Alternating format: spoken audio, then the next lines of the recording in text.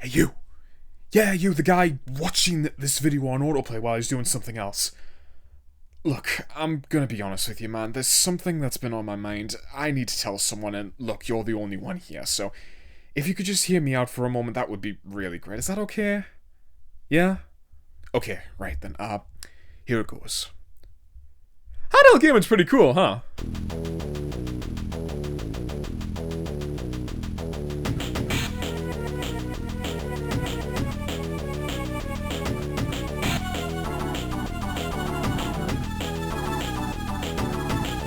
The world of handheld video games has truly lived a brilliant journey. For over 40 years, taking games on the go was, and I guess still is, such a cool concept, especially for me, who basically lived off of on-the-go gaming.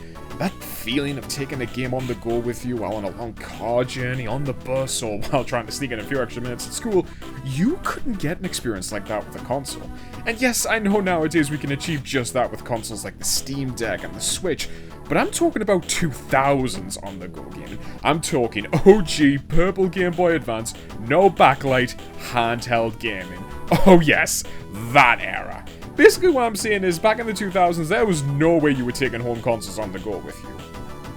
Unless you were Sony with the PlayStation 1 LCD screen. I mean, that shit was awesome, man. God, I really wish I had one of them.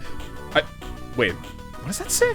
Sometimes the best things come in little packages. What the hell does that mean? And don't smirk at me like that, Stuart, or I'm calling the police. But yeah, we've come a long way from that cute little 8-bit Game Boy, haven't we? From the Game Boy Color to the Advance, the DS to the 3DS, the Wii U to the Switch. Our game cartridges might be getting smaller, but the experiences we see on these things are grander than ever before. And while my handheld journey didn't fully start off until I got a Game Boy Advance, the thing is, handheld gaming didn't start off here. Well, yeah, Jolly, I mean, I know the story. You're gonna mention that it actually started off with the original Game Boy back in 1989. We all know how this goes. Oh, I'm not talking about the Game Boy today. Oh, sure. You may think the birth of handheld gaming started off with that grey brick of a console, but it was actually Mattel who started the party with games like Mattel Auto Race and Football! I chiseled it! But if I were to get a little bit controversial here, I would say that we wouldn't get the golden age of handhelds until Nintendo stepped in with the Game Boy in 1989. And from that point on, well, it was just hit after hit after hit. And I don't think I'm being too harsh here when I say that as long as Nintendo were around, there was no competition. Yeah, sure, Atari, you may have released the first handheld that offered a portable color experience, but up against Nintendo and the Game Boy, yeah, sorry man, you stood no chance. But the success of the Game Boy shouldn't just be contributed to the console itself, the games, or Nintendo's philosophies. And in my opinion, the Game Boy has a certain someone to thank for its success. And to do that, we need to go further back to 1980, to the handheld console that started it all, the Game & Watch. Game Watch, Game Watch, Game Watch, Game Watch. It's a demo Game Watch, go demo Game Watch, call it demo Game Watch, Game Watch. Oh yeah, technically one of the reasons why we have access to such a brilliant portable era is thanks to this little gadget that could easily be mistaken for a calculator. But looking at the design, it is anything but. It is a lovely little console that truly feels like something worth collecting. Even if you never switch the thing on, these things look so pristine with that red and silver color part. These things truly do feel like an antique pocket watch at times, which is kind of funny because you could actually set the time and even set an alarm on some of the models. I guess that's where the name comes from, the fact that it was a game and a watch combined. It's short and snappy, I kind of like it. Heck, I'm just imagining some aristocrat pulling this thing out to tell the time, all like, hello, Reginald, you wouldn't happen to have the time, would you? Why, yes, I do! Jeez. Oh man, that was so stupid, but I'm keeping it in. Okay, obviously I jest, but I'm serious when I say that the Game & Watch is a brilliant timepiece to have. And yeah, I know we have mobile phones to do just that and more, but come on, this thing is a part of goddamn history. You know what? No, that sells it. I'm going online and I'm going to find a nice little Game & Watch system and an affordable... No! That's it! I'm going! Meanwhile, in a parallel universe where Jolly didn't suffer from a heart attack... Cripes! Are you serious? I can't afford these prices, I can barely afford the chance to breathe! Yeah. If you couldn't already tell, Game & Watch isn't just a big series, it's also a very expensive hobby that requires a lot of income if you want to go out and start a collection. Income that I unfortunately do not have. Ugh, man, if only there was some way for me to play a bunch of these Game & Watch games at a cheaper price. Maybe in compilations of like 5 or more games, ones that I could take anywhere because it was on the handhelds. But I doubt something like that even... You know what? I'm getting really good at wishing things into existence. Man, I really wish I had 1 million subscribers! And that's what happens when you get greedy, Jolly. Okay, so enough beating around the bush. I think you know what I'll be talking about for this video. The Game & Watch Gallery series. Quite possibly the best way to experience most of these games without needing to sell a vital organ. These games came out at a really great time, actually. The series was starting to slow down, and consoles like the Game Boy was the next step up in Nintendo's handheld journey. Of course, not wanting to forget their roots, Nintendo wanted to give these games a fresh coat of paint for their next generation. A remake, if you will. And with the Game Boy being the perfect fit in terms of portability and power, Nintendo created the Game & Watch Gallery series, games that contain a collection of about 5 or more Game & Watch games, remade with Mario characters.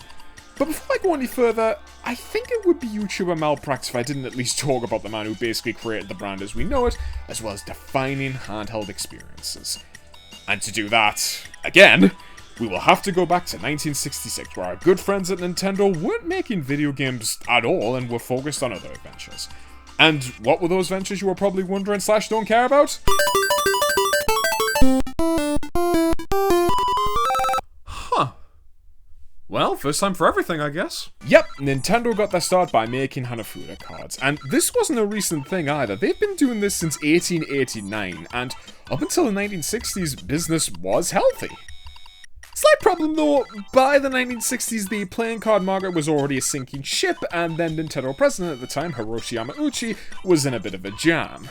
So, not wanting his family business to fall under, he decides the best course of action was to expand. From selling their own brands of food to even taxi services, Mr. Yamauchi was willing to give anything a go to keep his company going.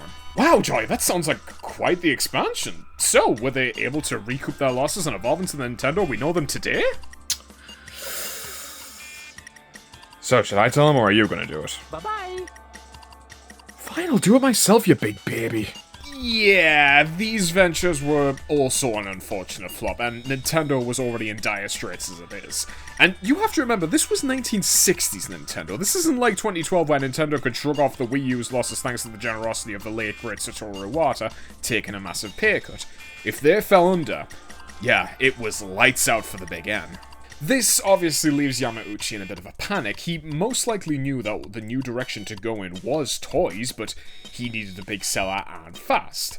Thankfully, his prayers would soon be answered, because one day, when visiting one of the Hanafuda factories, he discovers that one of the employees, a machine maintenance repairman, built himself a tool during his free time, an extended pair of arms used for grabbing objects from further away. Seeing the potential for this product, he asks the man to recreate the tool into a toy that could be used for the Christmas rush. This new toy would later be known as the Ultra Hand. Oh, and the man's name?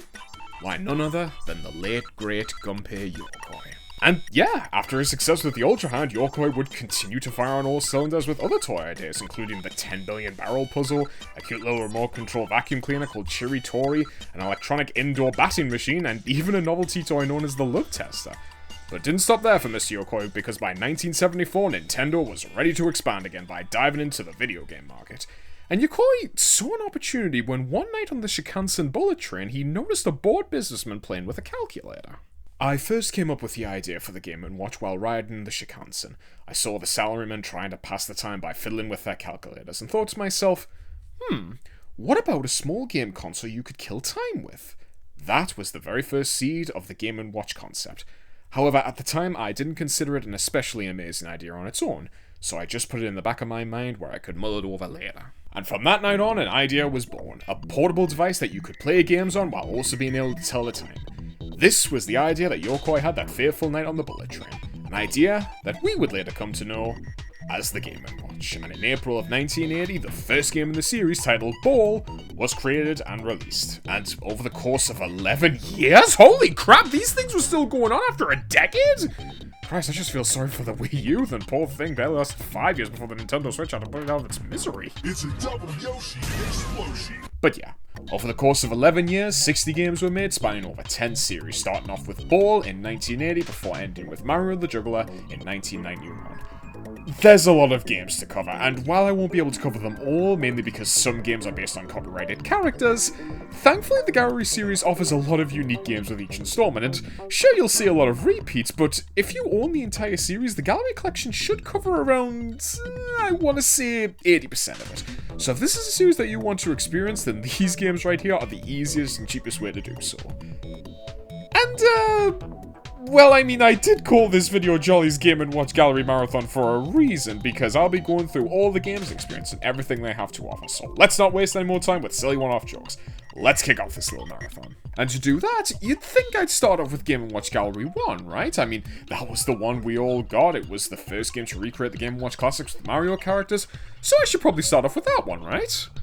Well, joke's on you, because I'm British, and we didn't start off with Game & Watch Gallery, because released in 1995, exclusive to Europe and Australia, we got Game Boy Gallery. Oh yeah, 2 years before Mario was scuba diving for treasure and Bowser was an arsonist, Game Boy Gallery stole the show first and introduced us to a collection of 5 classic games, with 3 of them coming from the Game & Watch's Silver series, which, for those of you who don't know, was the first series to be released. And you're probably thinking to yourself that moment, oh, Jolly, the Silver series, man, this game must have cost you a fortune.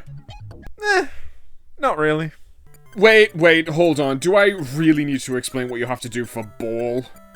Seriously? Guys, the original game only had 2 buttons, you couldn't even figure that out on your own. Ugh, fine. Use the left and right directional pad to move your arms and keep juggling the balls until you miss. You've got only 1 life, so don't screw it up. So, right off the bat, you've probably noticed that this isn't the original version of Ball. Well, that's because we actually have color this time. No, I'm kidding again. The reason why we have color this time is because I'm playing this on the Game Boy Color, which adds color where there was not.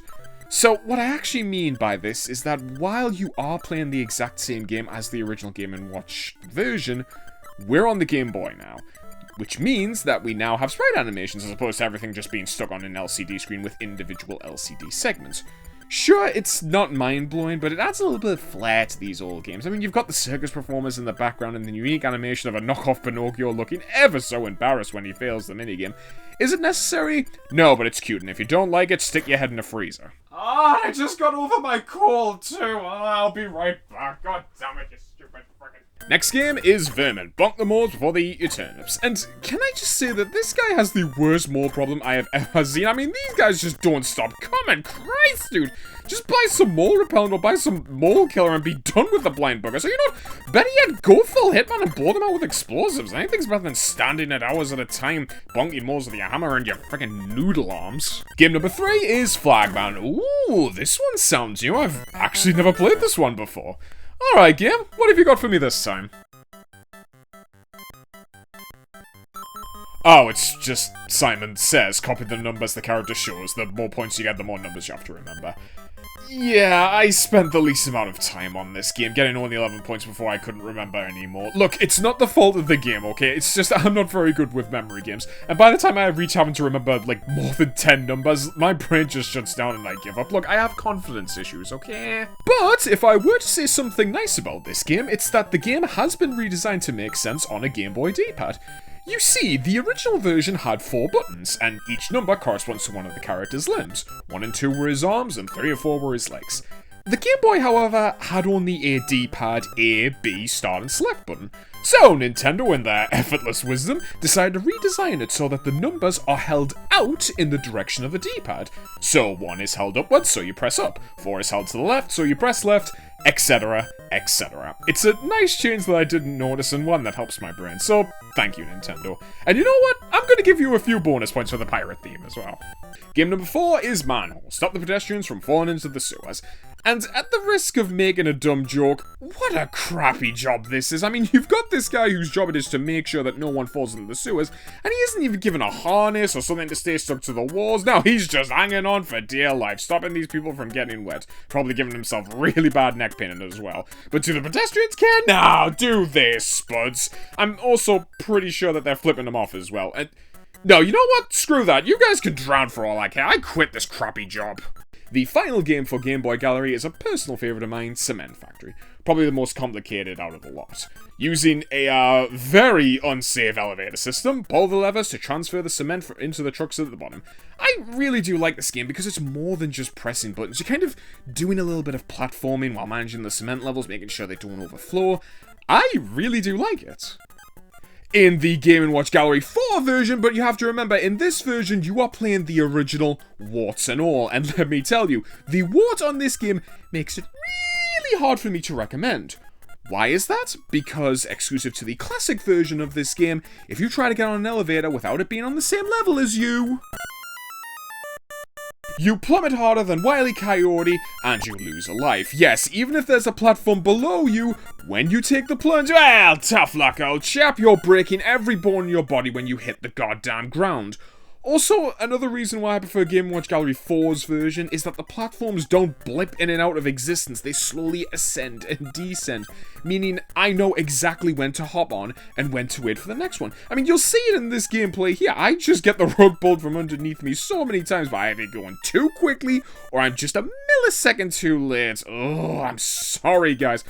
But the Game & Watch Gallery 4 version has spoiled me on this minigame, and also, that's what I want to remind everyone if you do decide to get this game in particular. These are point for point the exact same as the originals. No gimmicks, no additional mechanics to remember. These are direct copies of the original Game & Watch consoles, just with the addition of a music track, new sprites, and some animations. And all of this is fine. It's a nice upgrade from the original, and I'm glad that we have them for, preservation purposes. My only nitpick problem is that there's nothing for me to work towards. This is actually something that the next game in the series fixed, unlocking cute little extras and new minigames by earning stars. But for the first game in the series, yeah, there's nothing to this one. I guess going for a high score can be somewhat enjoyable, but that's really it.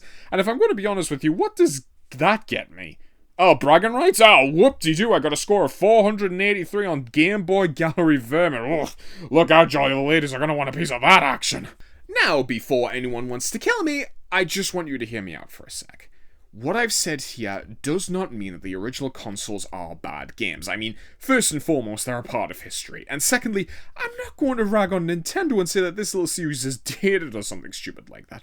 I mean, they were working with the limited hardware they had at the time, and me saying that, oh, these games are so outdated, no one's going to play them nowadays, would make me sound like an apathetic and condescending moron. And on top of that, I think the fact that Nintendo went out of their way to port and remake these games, sprucing them up for their next handheld generation, should be a welcome thing, and it shows that Nintendo never forget their roots. And contrary to what you may think, I'm glad that I got the chance to play Game Boy Gallery. It's a truly unique game and one that might have kickstarted a small franchise on the handhelds. And speaking of franchise...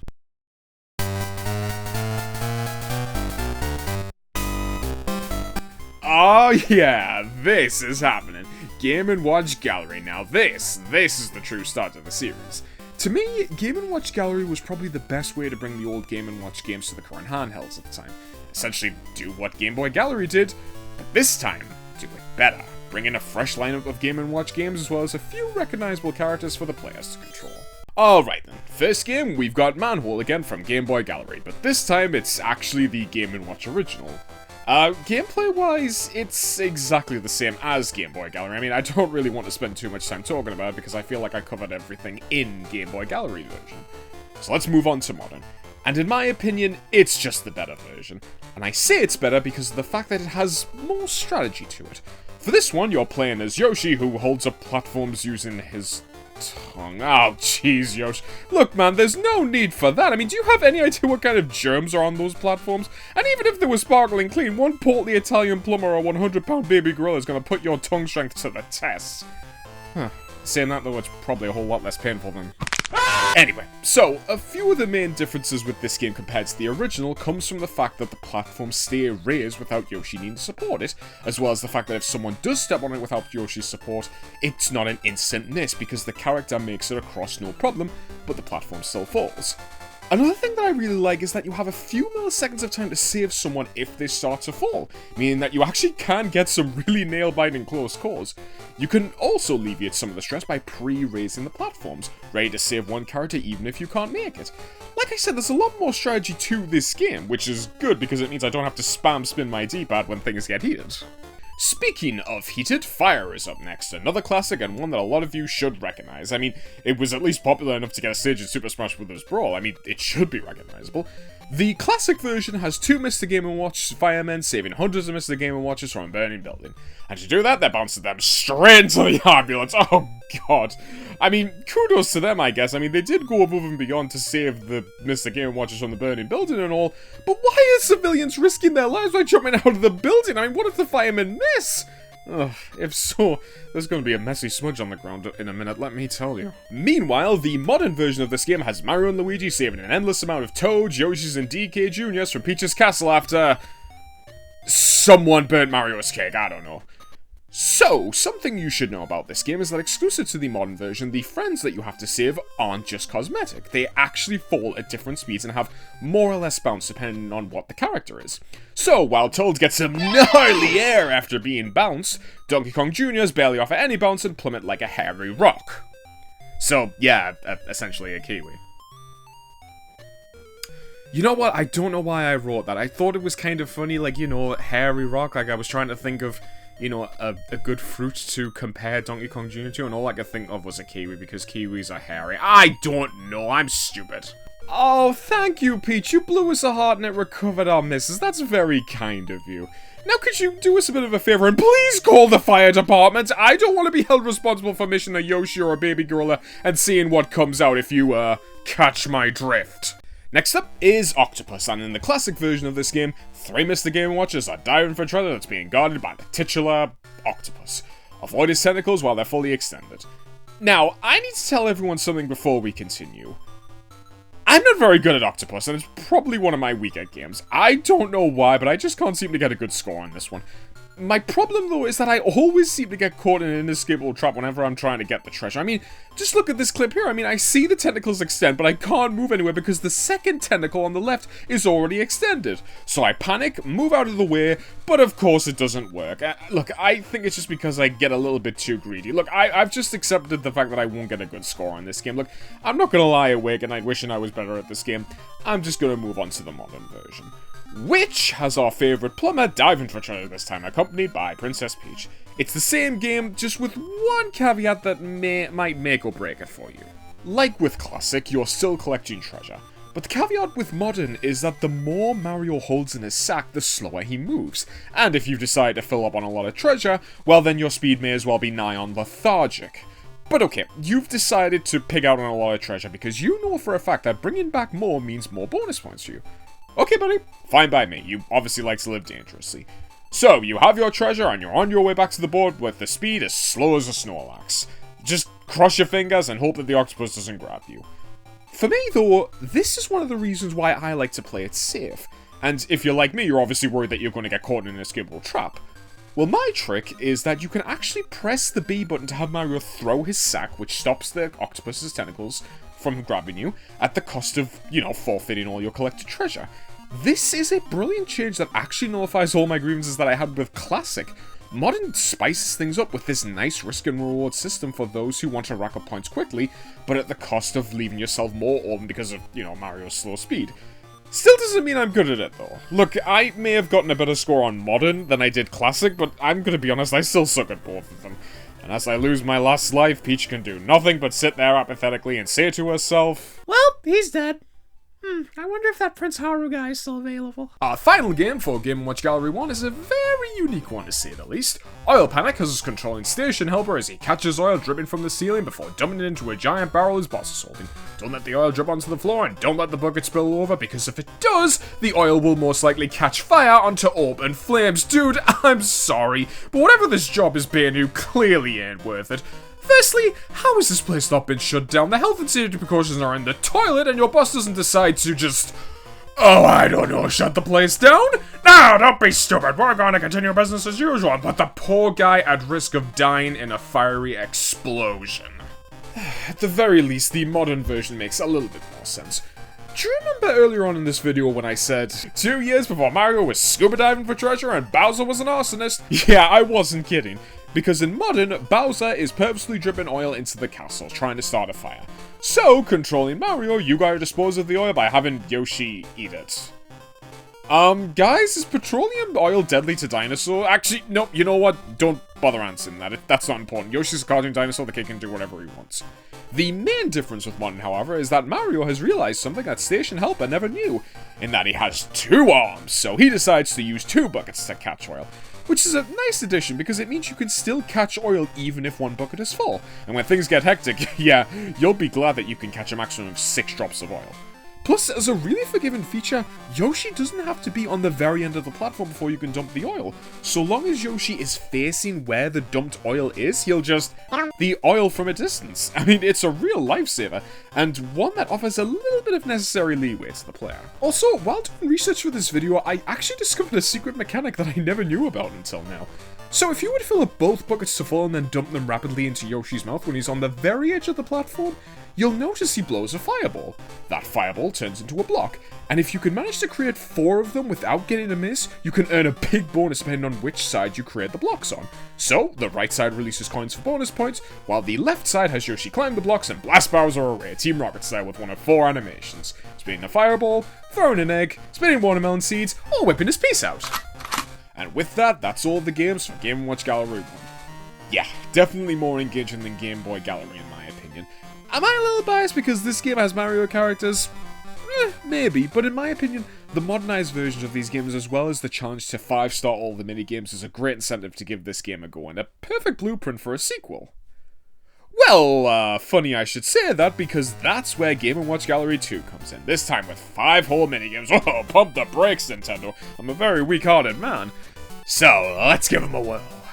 First up, Parachute has us rowing our rowboats, once again saving hundreds of Mr. Game & Watchers from certain doom. Oh jeez, these poor guys. First time we were saving them from a burning building, now it's a shark? Jeez, these guys either have the worst luck or someone is genuinely out to get them, and I don't know what's funnier. Modern, meanwhile, has Mario getting some practice in before his time at the Olympic Games, as he is now saving Toads, Yoshis, and Donkey Kong Jr.'s from being eaten by a Cheep Cheep. And similar to the modern version of Fire, the 3 friends aren't just here for aesthetics either, because depending on the friend, they actually pull their parachutes at earlier or later times. So while Toads pull their parachutes early and play it safe, you know, taking more time to reach the bottom, Donkey Kong Jr.'s might as well be nigh on suicidal, because he doesn't pull his parachute until he's a few meters from the water. Okay, I'm sorry Donkey Kong, but what the heck is wrong with your kid? Is he just seeking attention or something? That's actually kind of funny, actually. Like, just imagining Donkey Kong Jr., like, just wanting to impress his dad so much that he actually puts his life in danger. Oh, God. That's dark. No, I'm not putting that in.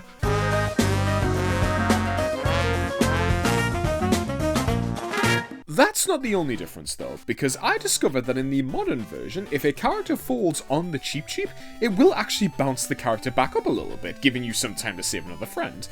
It's useful, but don't rely on it, because eventually the Cheep Cheep is going to get sick of feeling like a bouncy castle and move out of the way, so yeah, just a quick word of warning on that one.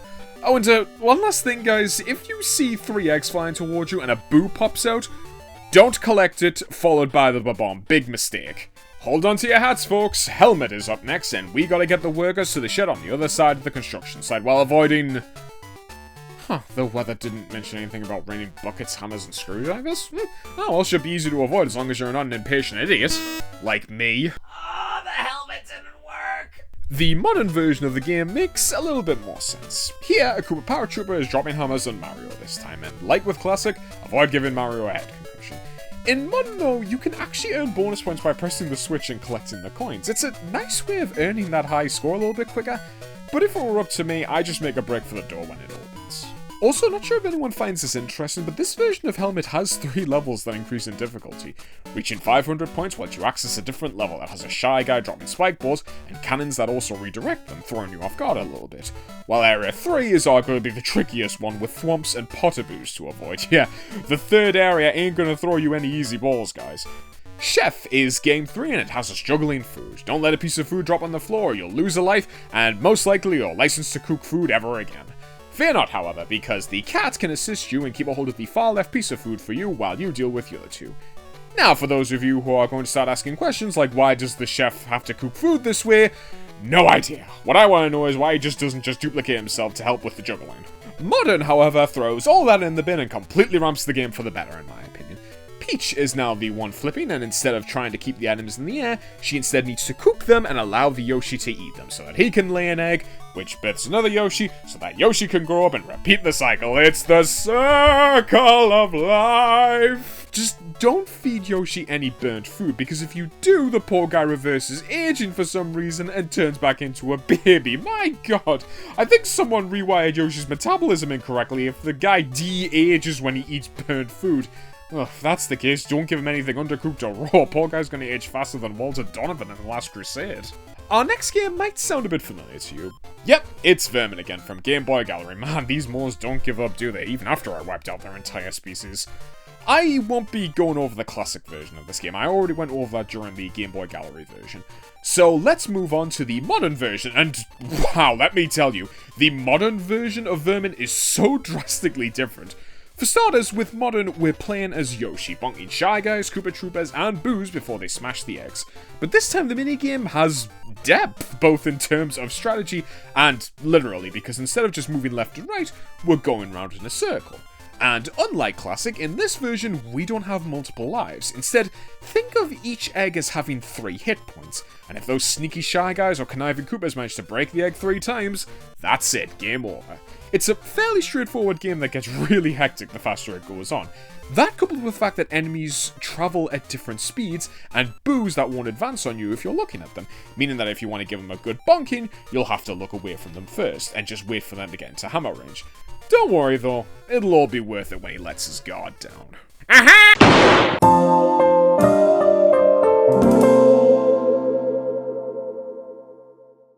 Our penultimate game for Game & Watch Gallery 2 is Donkey Kong, and no, it's not the arcade version. Please sit back down. It's this version.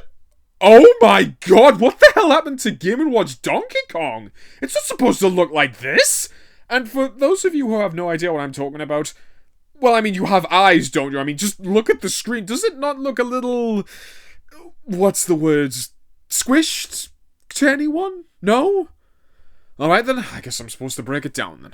So, if you guys didn't know already, this game, Game & Watch Gallery 2, was available for both the Game Boy Color and Game Boy, which originally only had one screen. Game & Watch Donkey Kong, however, was part of the Game & Watch's multi-screen series, a series that had games being played on 2 screens. Do you see the problem here? Yep, Nintendo thought it was a good idea to squeeze a 2-screen game onto a 2.6-inch screen, and while it's still perfectly playable, it just doesn't look right at times. I mean, I suppose you can help yourself a bit by pressing the B button to swap the screens, but I'm sorry, it still looks weird. And for those of you who are wondering why this freakout didn't start back in Oil Panic, considering that it is also part of the multi-screen series alongside Donkey Kong, in fairness, that still looked okay. But with this, I mean... Christ, just look at Mario. I mean, he looks like an Atari knockoff, and oh my god, what is that power pose? It's the time for you to obey, But yeah, that's not important right now. So, for classic Donkey Kong, we're playing as Mario on his way to save who I can only assume is Pauline, while avoiding barrels being thrown in by Donkey Kong. It's pretty straightforward. Avoid the barrels using the save areas, flip the switch, jump for the crane, and cut one of the wires. Do that 4 times and knock DK off his perch while reeling in the bonus points. Like I said, it's a perfectly fine game, but I'm sorry, the screen is just really starting to screw with me. We need to double our bits, or better yet, play on a console that has 2 screens. Oh, and how do you propose we do that then, Jolly? Oh, that'll work! Released for the DS, Game & Watch Collection contains 3 games from the multi-screen series. Oil Panic, Greenhouse, and yes, the subject of my slight tangent, Donkey Kong. And yeah, you can add 2 and 2 together here, can't you? Since these games are now on the DS, the console is a match made in heaven. The games now take place on both screens, meaning that they no longer need to squish everything onto the one screen. The games also look really sharp and clear, and heck, you can even see the faint outline of the LCD segments that aren't in use. They have been ported over to the DS brilliantly. I would say that it's the definitive version of playing these 3 classic games, and you should pick yourself up a copy. But unfortunately, you can't technically get this game anymore because it was a Club Nintendo exclusive, and with Club Nintendo being defunct as of 2015, there's no official way of getting them nowadays. So if you desperately want to play these games, well then either find a copy on eBay or try it on emulation. Hey, I won't tell if you won't.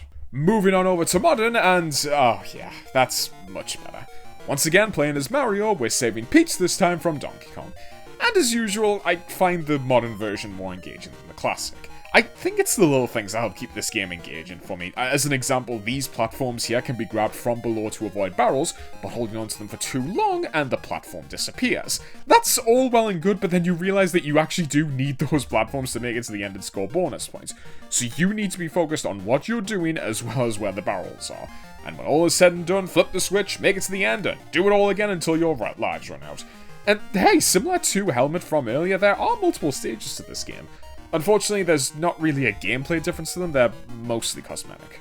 But with that, that's all the games that are currently available in Game & Watch Gallery 2. Time to move on to, aha! Tricked you! We're not actually done with Gallery 2 yet, because this game actually has a secret game you can unlock for 25 stars.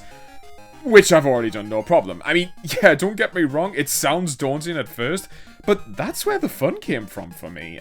Getting a better score and reaching 5 stars on each of the minigames. I guess it probably also helps that the games in Game & Watch Gallery 2 are probably my favourites. But yeah, anyway, when I surpassed 25 stars, Bowl opened up for us, and well, I mean, it's Bowl. I think I've said all I've needed to about this game. It's the changes, however, in Modern that makes it a little bit more interesting. So in Modern, we are juggling eggs this time as a light blue Yoshi. It's point for point exactly the same as the classic, with a few small changes. 1, bouncing the egg scores you 3 points as opposed to 1, and 2, each time you reach 100 points, coins will rain down, allowing you to score a few extra points at a quicker rate. And 3, don't be an idiot like me and catch the Bob-Bomb. Look, in fairness, I thought if the Bob-Bomb fell on the floor, it would blow up Yoshi and I would lose a life. And also, it's also my first time playing this version of Bowl. I didn't know anything about the Bob-Bombs. I mean, you could cut me some slack, right? You know what, Betty Edge? You want to show me how good you are at this game? Go back to the minigames and collect even more stars, because you can unlock more characters to play as in this minigame. Yeah, Mario, Wario, and Bowser are all playable in the modern version of Bowl. And no, I did not go out of my way to get enough stars to unlock them. Look, guys, in fairness, it's just a cosmetic change, and contrary to what you may think, I actually have a life outside of playing video games. So if you're so interested in seeing what the game Bowl looks like with Mario instead of Yoshi, either get the game and prove that you're better at me at video games, or if you're feeling lazy, you've got a gadget right there to look up screenshots and videos. Me though, I'm gonna move on. Alright, so, Game & Watch Gallery 3. This one is actually a little bit more special than you think. You see, dear viewer, Game & Watch Gallery 3's game cartridge was known as a Class B color-enhanced black cartridge, which allowed for full color in games that supported it, while also being fully playable on the original Game Boy at the cost of a limited color part. Not only that, but we've also got a new lineup of games, and there are no repeats from 1 and 2, so let's start off with the first game, Egg. Catch the chicken eggs rolling down the ramps while controlling... Hold on a minute, I don't remember controlling a wolf in this game. Let's see who this game really is. Game & Watch Mickey Mouse! Yeah, so our little game has an interesting history to share with us. The game Egg was not originally called Egg at first, but instead Mickey Mouse, which had the titular mouse catching the rolling eggs. And you're probably thinking to yourself, well, how the hell did Nintendo get roped into making Game & Watch video games for Disney, Jolly? And you know what? I have no idea. Personally, I couldn't find much info regarding this licensing link-up. I mean, I would assume Disney wanted to get into the video game market, and seeing how they were already good friends with Nintendo after their Hanafuda card collab, they thought, yeah, why not? And that's all I've really got to say, I'm afraid. Look, if anyone knows any further information about this little Disney and Nintendo collab, I would love to know more. All I can really tell you with 100% certainty is that it gave us a unique game in the form of Mickey Mouse in 1981. So, how does Classic Egg play? Very weird, I will admit. I don't know if this is just me, but I struggle to get a good score on this game. I feel like my timing when catching the eggs is always out of whack. Either that or the game speeds up the egg rolling when I'm not looking. I see you, game. You can't fool me. But, let's ignore my complaint for now and instead look into a really cool feature that I discovered about this game. You may notice that a rooster regularly pops his head out every so often. Well, something I discovered is that if you miss an egg while the rooster is peeping its head out, you only gain what's known as a half miss, represented by the cute little animation of the baby chick waddling away. So theoretically, this means that if you were on your last miss but the rooster is visible when you drop the egg, you only suffer a half miss, and you're technically left with only 0.5 lives left. That's just really cool, I thought. Can you ever think of a game or like a minigame where you only had 0.5 lives left?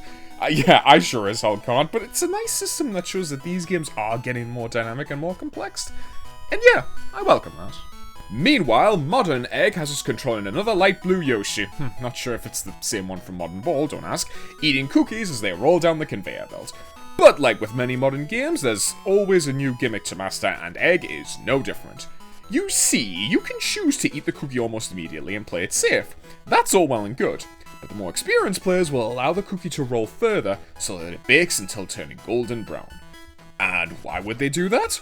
Well, you may have noticed that doing so fills one of the 3 bars at the bottom of the screen, which, when filled, spawns a cookie shaped like a Yoshi head. And if you allow this cookie to bake itself nicely, upon eating it, gets the Yoshi to lay an egg.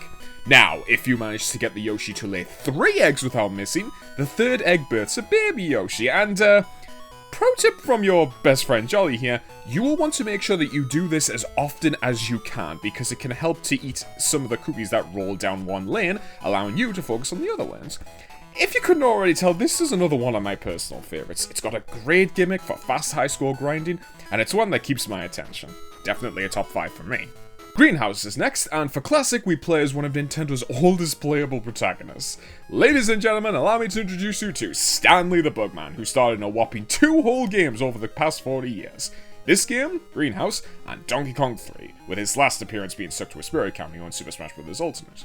For Greenhouse, Stanley's bugging out because worms and spiders are attacking his flowers, and we've got to keep them at bay by spraying them before they ruin his flowers. Oh no! Don't worry guys, I've got this under control. I know what I'm doing here, because bug busting makes me feel good. No! I am not risking another copyright strike. You suck that music back into your lungs this instant, young man! Anyway, back to the game. The worms are obviously easy to deal with. Just position yourself below them and give them a face full of bug spray. The spiders on the bottom part, however, are gonna be a little bit tricky and need to be sprayed 1 or more times to shoo them back up their webs. But eventually, the game wants you to lose, so the game won't hesitate to speed them up as time goes on. And pro tip from me, I guess, if you want to wait for the bugs to be on the last segment before it harms the flower and spray it, it'll actually give you more points. Yeah, 3 points for a close call worm spray, as I call it. So, if you want to risk a few close calls for more points, then yeah, you're welcome to do that. Just don't let those little buggers get close to the flower. Yeah, I see you, you wriggly little rascal. You're not being sneaky. Come here, you! Jumping over to Modern, a orange Yoshi is now our residential bug buster, fending off Shy Guys and Yukikis from ruining his flowers. Those monsters! But instead of spraying, we're now spinning watermelon seeds, and yeah, you probably know the drill by now. Keep the enemies off the flowers. One change that I'm not sure about though is the way the Yukikis work, because if you remember in the classic version, you could get rid of the spiders no matter what frame of animation that they were on. In Modern, however, you won't be able to defeat them unless they're hanging on the bottom part of the rope, because if they are on any other part of the rope, you won't be able to hit them, symbolized by that smug smirk that they do. So yeah, you have to wait for them to hang on the bottom part of the rope before you get rid of them.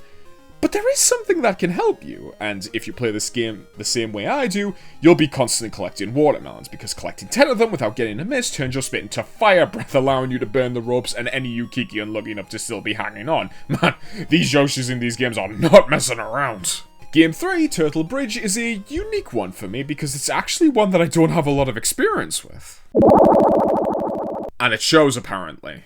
Now, with regards to the story... Wait, these games actually have a story to them? Well, according to the Mario Wiki, we're playing as a tourist who has to deliver baggages across Turtle Bridge. Watch out for the fish because the turtles are hungry, and they won't hesitate to leave our protagonist without a platform. It's just best to focus on where the fish are going and what platforms will be unsafe. And for the love of all that is holy, please don't jump early if the turtle is on its diving frame. Wait for him to come back up, or else you'll just be wasting a life at that point. And look, by that point, you've only got yourself to blame. Let's jump over to Modern now. Toad needs to deliver items to Princess Peach while traversing over a bridge of Goonies. Yes, that is their name, and can I just say that I love the design of these guys. These guys crack me up with their dopey little expressions, and also their teeny tiny little legs. Oh my god, there's a that variant as well! As usual, Modern adds a few new things to differentiate it from the Classic. And for this one, the devs must have realised that earning a high score on Classic must have been such a slog. So for Modern, they actually sped it up in two ways. One, you can actually collect coins from the center platform, and two, if you actually manage to deliver multiple packages to Peach without losing a life, you start getting different items. And these items aren't just a funny little wink and a nod to fans, these items actually give you more points when you deliver them. Starting off with a mushroom at 6 points, Yoshi eggs for 8, presents for 10, melons at 12, before finishing off with a superstar at 15 points. And as long as you don't lose a life, you can seriously rack up those points. It's fast, it's engaging, and in my opinion, it's an underappreciated Game & Watch game. So play it and give this underdog a second chance. Mario Brothers is up next, and it has us controlling...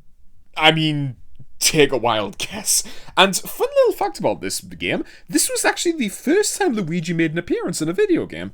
And I know some of you are going to be like, huh? But jolly, I thought his first appearance was in the arcade version of Mario Brothers, and... yes, that's fine if you choose to ignore the Game & Watch games, but Game & Watch Mario Brothers actually came out 3 months before the arcade version, so yes, technically this was the first time Luigi made an appearance. But you know what, I am not going to nitpick at that because arguing over when a character was first introduced is really pointless.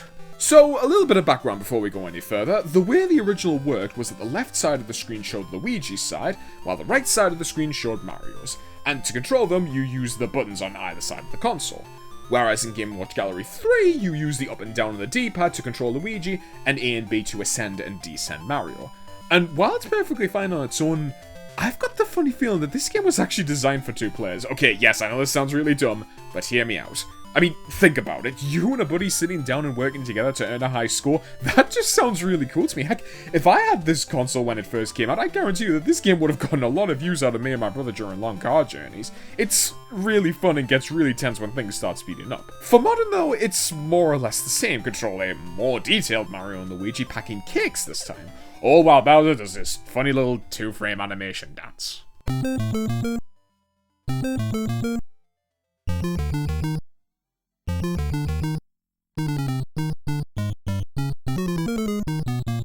And you know what? I wish he would stick to dancing, because every once in a while, this cheeky reptile decides to stomp the ground and flip all the conveyor belts directions. And in order to get everything back into working order, you gotta activate the switches located here and here. Hey, you know what? While you're here, do you want to know a tip to kind of up the ante? Well, if you manage to get 8 packed cakes into the truck, you earn a star and get a bonus of 10 points. But continue to fill up 5 trucks without getting a miss, and you'll earn extra points for you high score chasers out there. A whopping 30 whole points for 5 stars. Yeah, I know it ain't much, but I can't help but feel a sense of smugness whenever I see those 5 stars glowing. Finally, we have DK Jr., no not that one, who we control in order to save dear old dad from Mario, that swine! And in order to do that, we gotta make it to the upper platform, grab the key, and unlock 4 sections of the cage. Yeah, it's not 4 separate locks, it's actually 4 corners of the cage. Don't ask me how it works, I'm just bending to the whims of the game. Of course, it's not gonna be that easy, though, because you gotta avoid snapjaws and nitpickers. And you know what? That's not a problem for me. My real problem comes from the leap of faith that you have to make to grab the key. And I need to tell everyone this right here and now. This action is probably the most complicated twist in the nuts I have ever tried to understand. So in order to grab the key and score a few extra points, you need to run to the edge of the platform and press both the left and the A button at the same time. And if you say, I don't know, mess up the timing, which is very easy to do, you don't just reset it back at the beginning, you lose a life. This process that I have described to you kills my enjoyment of the game, and I'm sorry if I sound irate here, but it just got really under my skin when I was playing it. I mean, I don't have the brain power to focus on both a swinging key and these annoying ankle biters nibbling at Junior's toes. So, what does Modern go and do? Well, what they do is streamline the whole process to make it feel super smooth and completely negate any of my arguments, adding 2 new areas and getting rid of those horribly janky jumps. Now this is way better for my sanity. 5 stars, here I come!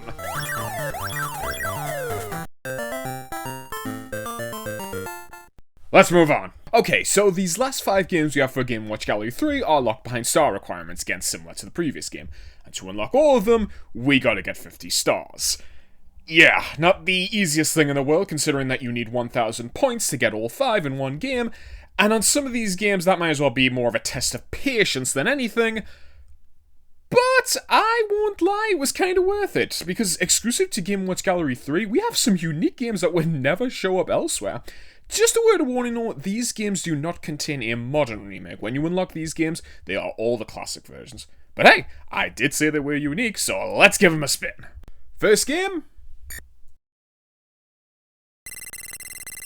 Second game is the very iconic and kinda disturbing Judge. Two Mr. Game & Watchers stand face to face, ready to bonk each other with hammers. If you have the higher number, give your buddy a head concussion. If the number is lower, dodge out of the way. Yeah, it's a really simple game that requires quick reaction times and, good judgments. I'll see myself out after I finish this part of my script. So, if you're also interested, this is a game that can be played with 2 players as well, with both players controlling either side of the controller. However, that's on the original console. The Game & Watch Gallery 3 version allows you to play against a CPU, or if you have the second version of the game in a link cable, battle a friend or a family member. And you know what? For the first 2-player versus Game & Watch game, it's really fun. Obviously, these kinds of games would get more complicated, but the first one is actually really special. If you can actually unlock the stars required for this game, definitely give it a go.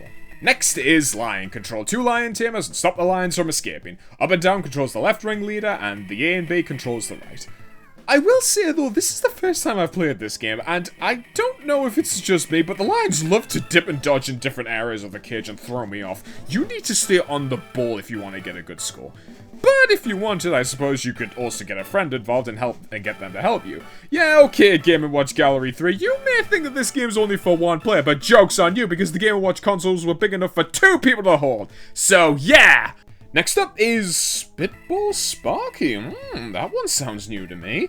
And you know what? Yeah, that might be because this game was actually part of the very short-lived Super Color series of the Game & Watch games. And when I say short, I mean very short, because out of the 60 Game & Watch games that were made, do you want to know how many were part of the Super Color series?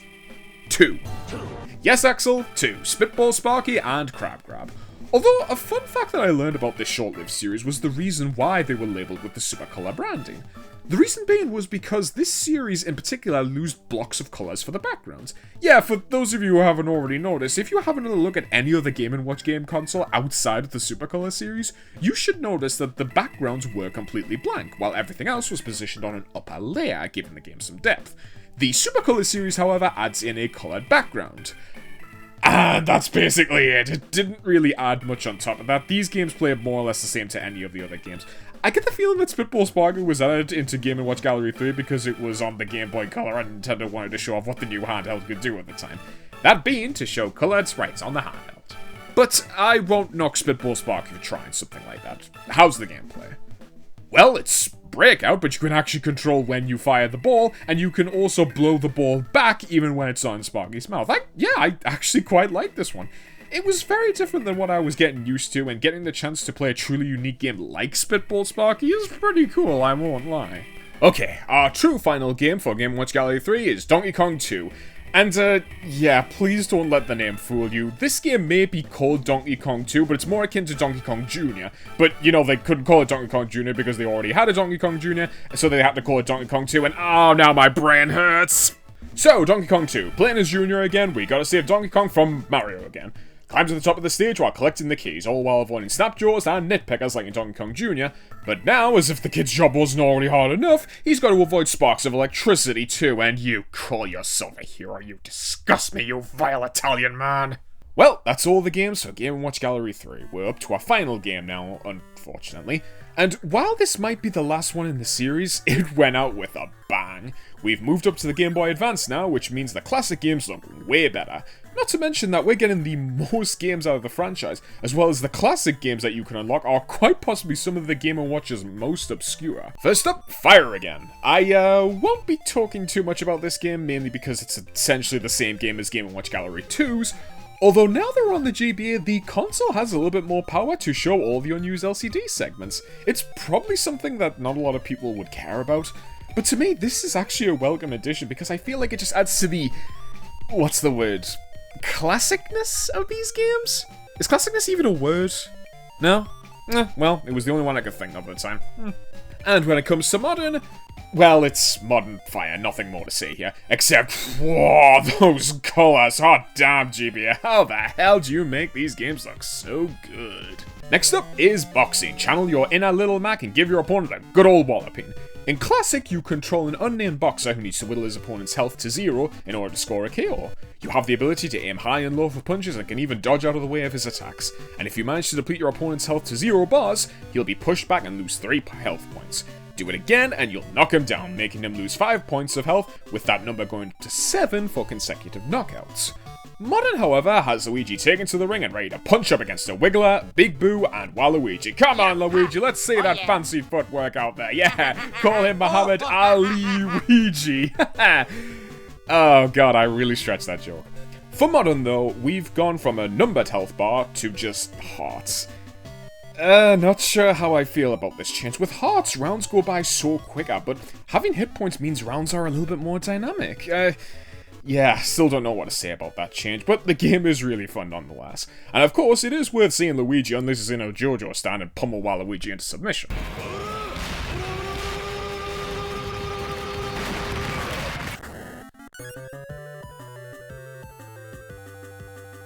Rain Shower is up next, and we have to help this amalgamation who looks like a human keep his clothes dry while it's raining.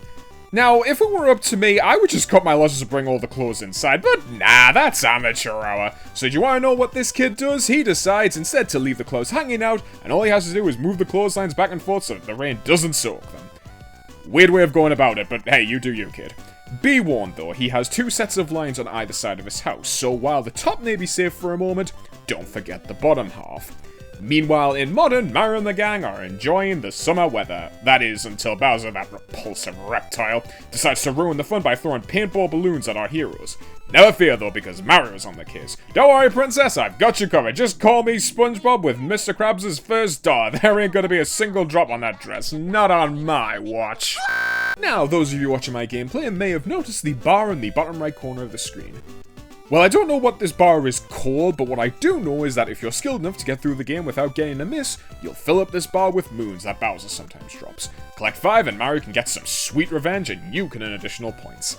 That, however, might prove tricky because the further you get, more characters will be added to the roster, and like with Classic Rain Shower, will require you to shuffle both levels of clotheslines. And towards the end of the run, it can get really hectic, and yeah, you may be good at this game, but no matter how good you are bound to screw up at some point. Which is why I would recommend that you pay attention and try to remember where each of the colour balloons fall, because if you can remember which balloon lands where, you can be proactive and preemptively move the friend out of harm's way, instead of reactive when the balloon is a few milliseconds away from painting your friends black and blue.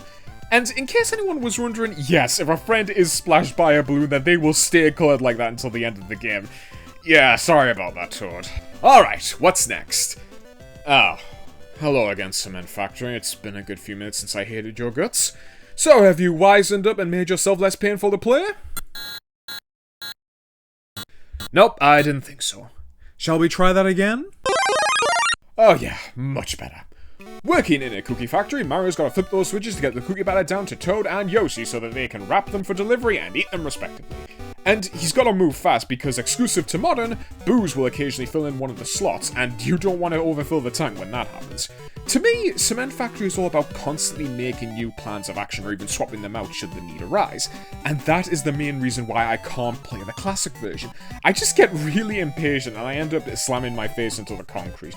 Look, I panic when I realize I've got a bunch of processes to do, and I can't do that on top of the fact that I have to wait for platforms. It's not you, game. It's definitely me. Next game, I've already talked about Donkey Kong Jr., but I do want to gush at the GBA sprite art again. Ooh. Ah. Donkey Kong 3 is next, and what do you know? It's another versus game. And for this one, we're not playing as two Mr. Game & Watchers trying to bludgeon each other to death. We're playing as Stanley again, trying to get rid of Donkey Kong from his greenhouse. And instead of calling an exterminator, he decides to take matters into his own hands and get rid of Donkey Kong by spraying bees back at him with his insecticide gun. Just don't get too trigger happy, as the gun only holds 3 shots before needing to be reloaded, which can leave you open to attacks. It's all about balancing going on the offensive and learning when to push a bee back that's getting dangerously close. And that is more or less how Modern also plays out as well, with a few differences of course.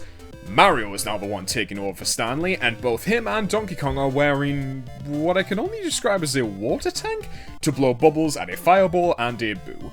The boo in particular is a really interesting change for modern because while the fire is stationary and won't move, the boo will slowly advance towards whoever it's closest to and will only stop if the character is looking at it.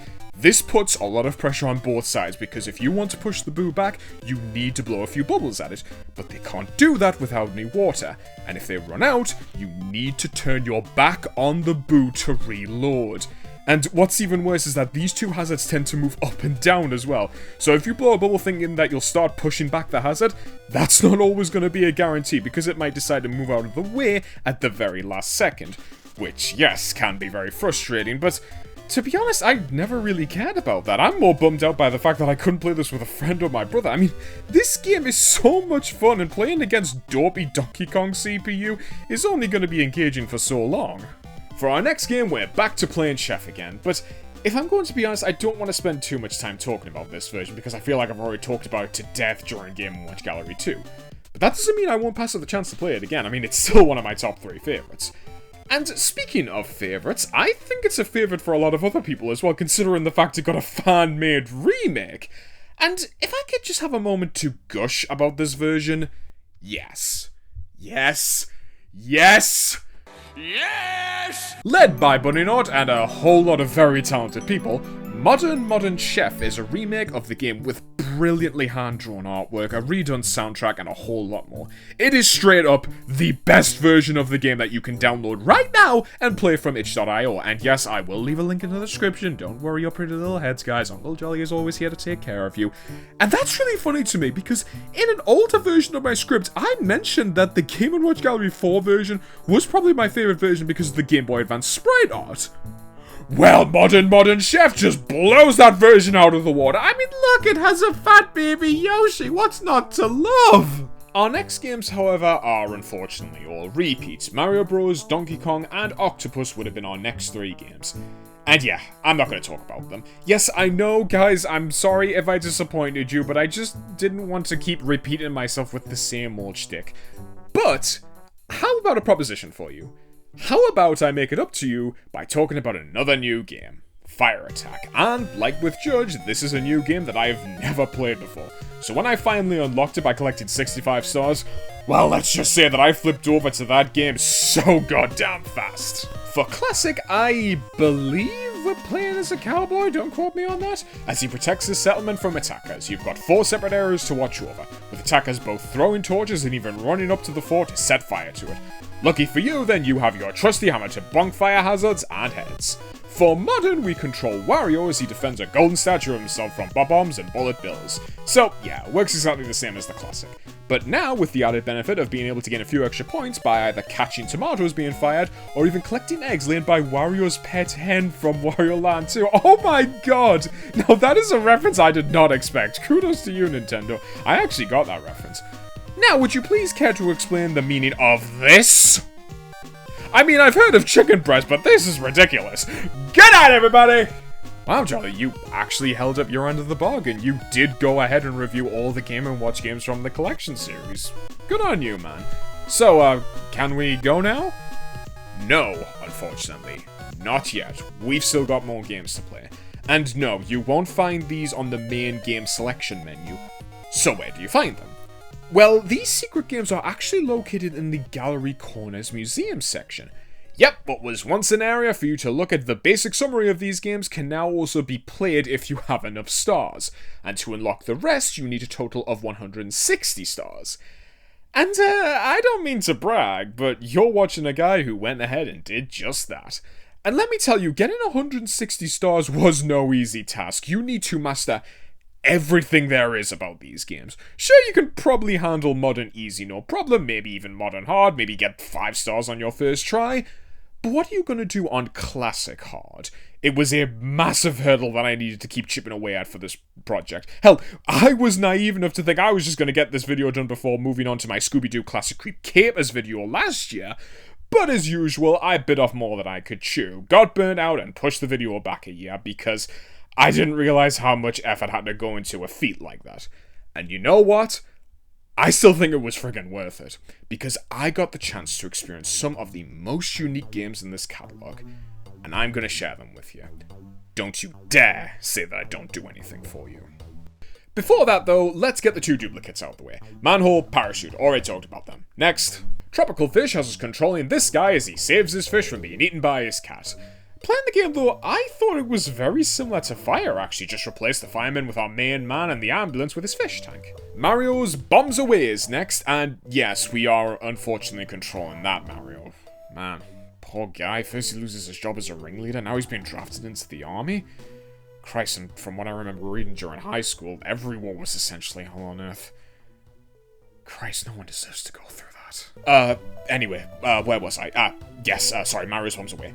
So, control Mario as he delivers bombs to his buddy in order to blow the enemy out from the trees. But watch out, because not only can the enemy soldiers light the bomb prematurely, one of Mario's friends, aptly named the Heavy Smoker, is carelessly throwing cigarettes around, which can also set the bomb off. You know, they say war is hell. Well, it certainly is with this pellic on your squad. Next up is a game called Bomb Sweeper, and if you thought that Stanley was an obscure Nintendo character, well, he's got nothing on John Solver, who has to defuse bombs left by the nefarious Dynamite Jack. Lucky for John, though, he has the strength to push walls out the way and make paths to the bomb's location. And while we're on the topic of obscure Nintendo characters, how about another one? For Climber, we're playing as... Wait, the kid's named Climber too? What, does he believe in nominative determinism or something? Anyway, the game. Climb a 25-floor fortress using a very high jump while avoiding blockmen and IROMs. The former create new platforms you walk across should they fall into the gap in the floor. Just don't you go ahead and do that or else. Safe Buster is next, and it has us controlling a bank guard who's protecting a safe from the wily bomber. And to do that, he needs to catch the bombs being dropped in using his massive bucket and dump them into the left or the right side it shoots. Although I prefer to add them to the left side shoot because doing so causes Flame Torch to rise, and should it make it to the top, well, let's just say that the wily bomber is going to have some serious ringing in his ears. Alright guys, we're almost done. I've saved the best one for last in my opinion, but we need to go over Lifeboat first. Oh no, a fire's broken out on a luxury cruise ship and we gotta save the passengers from becoming a meal for the sharks down there. Luckily, the rescuers have already set up a lifeboat system to keep them safe. Catch the passengers and bring them safely to shore. Each lifeboat can only hold 4 passengers, so you gotta make sure that lifeboats have a spare seat. And now, for our final game. And, man, what a special game this is. This is a Game & Watch game that I never knew about until I actually unlocked the 160-star requirement. I went into this game completely blind, knowing nothing about it. I didn't spoil it for myself by looking it up online. I just knew that in order to unlock this game, I needed stars, so I did just that. And what was my reward for a solid week of late nights trying to 5-star classic cement factory?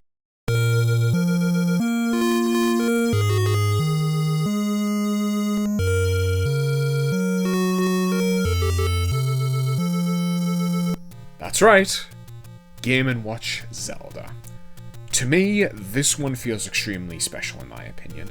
For one, it feels like it's the most complex and mechanically strong game in the series, and two, because it was the second last Game & Watch game to be released before Mario and the Juggler capped off the series. And at the risk of sounding a little melodramatic, it feels like we're reaching an end of an era with this game. I mean, you can feel it too, can't you? A series starting to slow down because the new kid on the block is taking over. But despite that, it didn't stop Game & Watch Zelda from taking one last swing with, in my opinion, one of the best in the series. Playing as Link, we have to rescue Princess Zelda by rebuilding the Triforce. And to do that, we gotta climb up to the top of the castles and defeat the evil dragons waiting at the top. But before that, we gotta deal with moblins as well as avoid attacks from ghosts and Stalfos trying to stab us from below. And after landing the final hit on said moblin, there is a chance that you will receive one of 4 items: a tomahawk, a map, water of life, or a heart. This is what makes Game & Watch Zelda so advanced for the time, because it actually had items that upgraded Link and made it easier to get through the dungeons. I can't recall a single game that ever did that, and I should probably go over those items, shouldn't I? For starters, the map is self-explanatory. It marks out a path of the current castle you're currently on, so you can plan out a route before you reach the top. And I know what some of you are going to say, but jolly, what's the point in doing that when you can just take the shorter route to the dragon boss? Wouldn't that be a waste of time going into the other rooms? Well, no. Because going into more rooms gives you a better chance of finding the other 2 items, those being the Water of Life, which can refill Link's health to a full 5 hearts, and the Tomahawk, which is only useful for dealing damage to the dragon bosses, but is capable of doing 9 points of damage as opposed to the meek 3 of the sword. What's really interesting with Game & Watch Zelda is that if you get a game over, you don't start from the beginning. You restart that area, however you forfeit all your points you've earned, and you start off with only 3 hearts for your next fight. This is something that you will definitely want to avoid because, in my opinion, staying on 5 hearts means that you can use the sword beam, meaning that you can attack the moblin no matter what frame you or he is on. And if you keep up those full 5 hearts without getting hit, you can just go on to shred moblin after moblin. I will admit though, towards the end things started getting really tricky for me, and I was barely scraping by in most fights. I mean, God help you if you have to contend with 4 Stalfors and the Ghost on top of the moblin throwing spears at you. But by that point, I had already gotten 7 out of 8 of the pieces of Triforce, and I wasn't giving up now.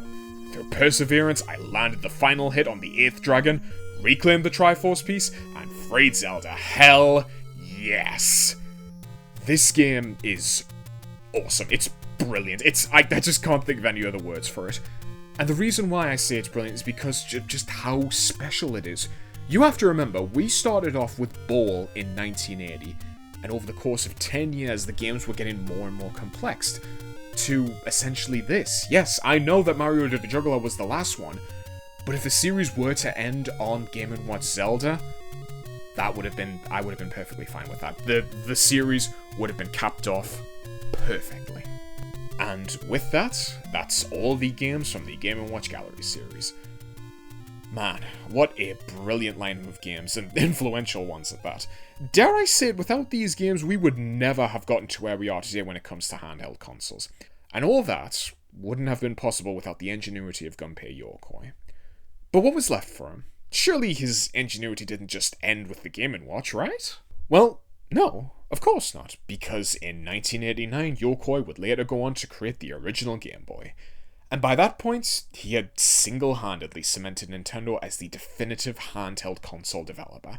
Not only that, but he also created Rob the Robot, which, may I remind you, was created to help sell the NES in America, which in turn helped get the video game market back up and running after Atari almost sent it free-falling into its grave. So if you think about it, Gunpei Yokoi technically saved the video game industry, and it was all thanks to his robotic little buddy. And hell, that's not even counting the games he helped to create. I mean, he supervised the young up-and-coming Shigeru Miyamoto when he was creating the Donkey Kong arcade game. He was a producer for so many of Nintendo's games, including the original Kid Icarus, Metroid series, Dr. Mario, Mario Brothers, Mario & Wario, Tetris Attack, the Super Mario Land series, Mario Paint, Yoshi's Cookie, freaking Fire Emblem! The man was a creative powerhouse, and it somewhat upsets me to think that after his passing, I feel like his legacy is starting to become forgotten from public knowledge. And to be honest, it shouldn't. Gunpei Yokoi's genius was a 1 in a million, from saving the company from bankruptcy with the Ultra Hand, to creating the Game & Watch series, to defining Nintendo as the official handheld powerhouse, starting with the Game Boy. He shouldn't be forgotten, and I hope that this video has not only showed you what the man did, but more importantly, to also pay respects to him. And if I've managed to convince you guys that these games are worth playing, I'll consider that a bonus as well. So fire up your favorite console and have a ball with Nintendo's first handheld console library. Are they good? You be the judge.